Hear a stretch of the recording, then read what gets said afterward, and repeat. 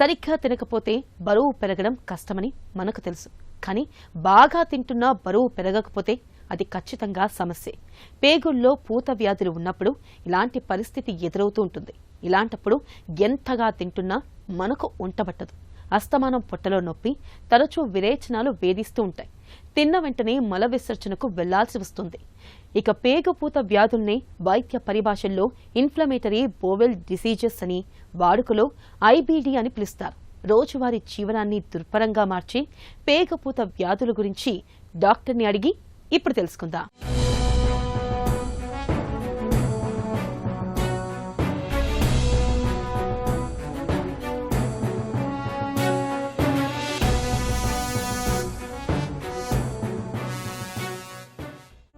IBD అంటే ఏంటి?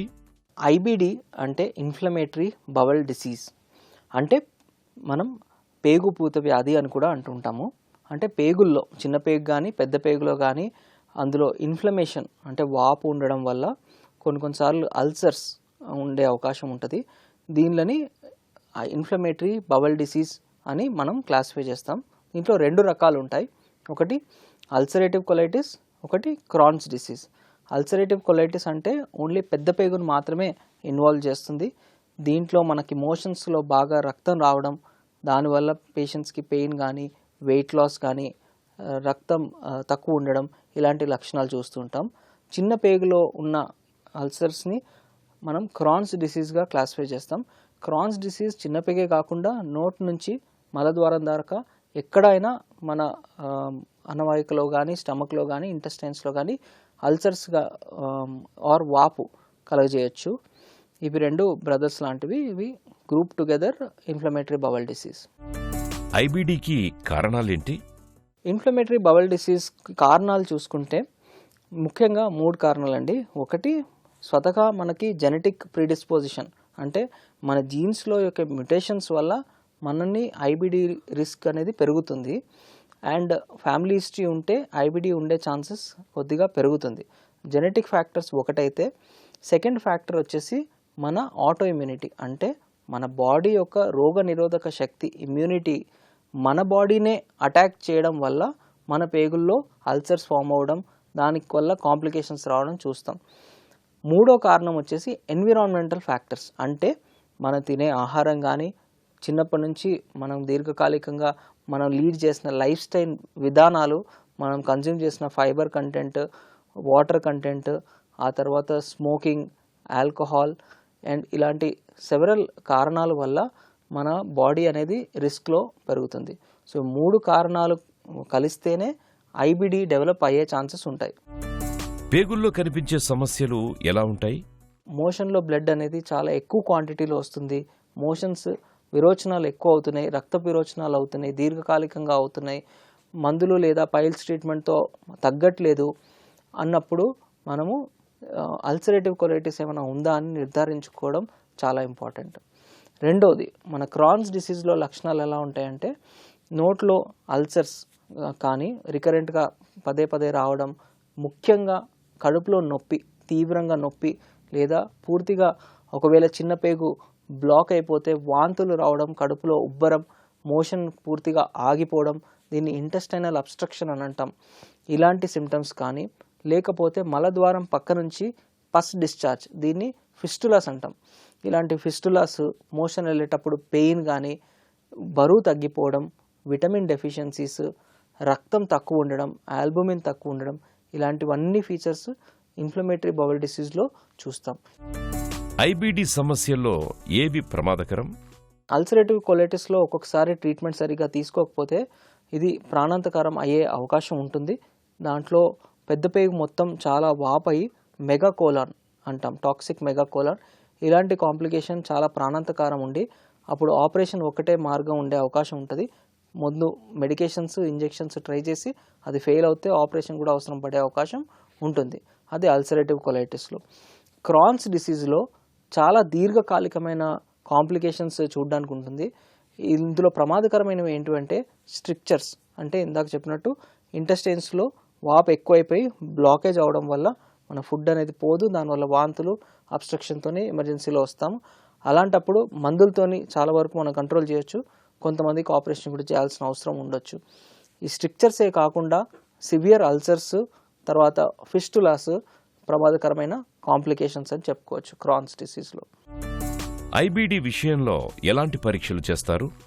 IBD అనేది పేగుని మనము చూడాల్సిన అవసరం ఉంటుంది. దానికోసం ముఖ్యంగా ఎండోస్కోపీ కానీ కొలనోస్కోపీ చాలా ముఖ్యమైన టెస్ట్.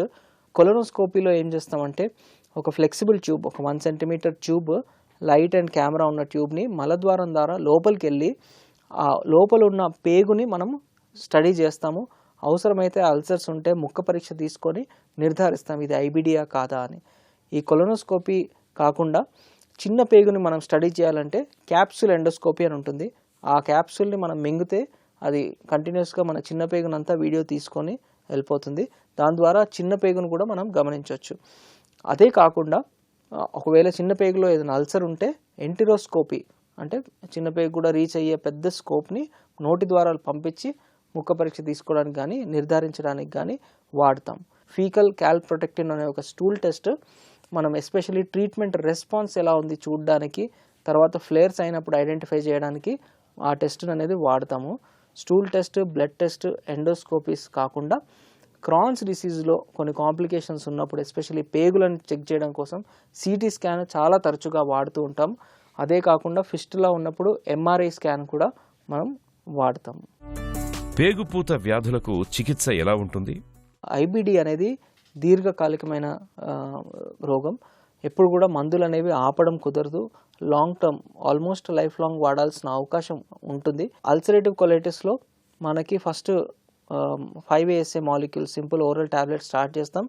ఎప్పుడన్నా చాలా అటాక్స్ వచ్చినప్పుడు కంట్రోల్ అవ్వట్లేదు అనుకున్నప్పుడు స్టిరాయిడ్స్ ఇవ్వడం ఇంపార్టెంట్. నేను సంవత్సరంలో 2 సార్లు కన్నా ఎక్కువ అటాక్స్ వచ్చిన వాళ్ళకి స్టిరాయిడ్స్ వాడిన వాళ్ళకి కొన్ని వేరే మెడికేషన్స్ ఇస్తాం, అజాథయోప్రిన్ లాంటి మెడికేషన్స్. కొంతమందికి ఈ మెడికేషన్స్ కూడా తగ్గట్లేదు అంటే మనం ఇంజెక్షన్స్, ఇప్పుడు రీసెంట్గా యూజ్ చేసేవి ఇంజెక్షన్స్ వచ్చాయి.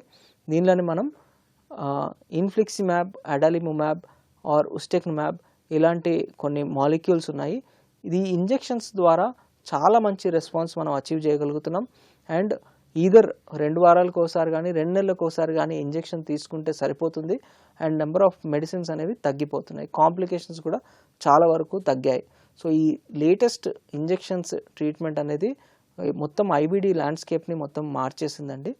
ఇంకొకటి క్రాన్స్లో కూడా ఇదే విధమైన ట్రీట్మెంట్ ఉంటుంది. కాకపోతే అల్సరేటివ్ కొలైటిస్లో మనం స్టెప్ బై స్టెప్ పైకి వెళ్తాము. ఒకవేళ చిన్న మెడిసిన్స్తో తగ్గకపోతే పైకి. క్రాన్స్ డిసీజ్లో ఏంటంటే ఒకవేళ స్ట్రిక్చర్ కానీ ఫిస్టులా కానీ ఇలాంటి కాంప్లికేషన్స్ ఉంటే ఫస్ట్ మనం ఇంజెక్షన్స్ ట్రీట్మెంటే ప్రిఫర్ చేస్తాం. ఇంకా ఆపరేషన్ ఒకటే మార్గం అన్నప్పుడు ఆపరేషన్ చేస్తాం, కానీ రికరెన్స్ రిస్క్ అనేది చాలా ఎక్కువగా ఉంటుంది. ఐబీడీని నివారించుకోవచ్చా? ఐబిడిని స్ట్రిక్ట్లీ స్పీకింగ్ నివారించుకోవడం కష్టం అండి. కానీ ఎవరికైతే డయాగ్నోసిస్ అవుతుందో తరచుగా అటాక్స్ రాకుండా, ఇంకా కాంప్లికేషన్స్ రాకుండా మనం కొన్ని జాగ్రత్తలు తీసుకోవచ్చు. ఆ జాగ్రత్తలు ఏంటంటే స్మోకింగ్ అవాయిడ్ చేయడం, హెల్దీ డైట్ తీసుకోవడము, fish oils, nuts, dry fruits, fruits and vegetables, ఇలాంటి గ్రీన్ లీఫీ వెజిటబుల్స్, ఇలాంటి రిచ్ డైట్ తీసుకోవడం వల్ల కొంతవరకు మనం ఈ అటాక్స్ అనేవి ప్రివెంట్ చేయొచ్చు. పేగుల్లో పూత వ్యాధుల్ని నివారించుకోవడం అనేది పూర్తిగా మన చేతుల్లో పని. చక్కటి ఆహారపు అలవాట్లను పాటించాలి. మానసిక ఒత్తిళ్లకు దూరంగా మసులుకోవాలి. అల్సర్ల వంటి సమస్యలకు ఆలస్యం చేయకుండా వెంటనే చికిత్స తీసుకోవాలి. ఈ జాగ్రత్తలు మన పొట్టను చక్కటి ఆరోగ్యంతో ఉంచుతాయి.